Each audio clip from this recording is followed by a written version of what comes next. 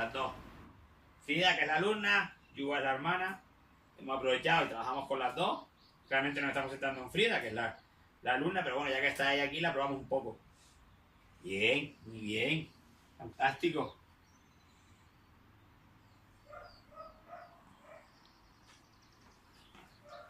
Vamos. Sí.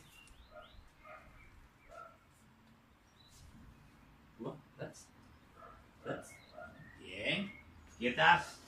Quietas. Muy bien. Todo no va a ser premios, también la confirmación.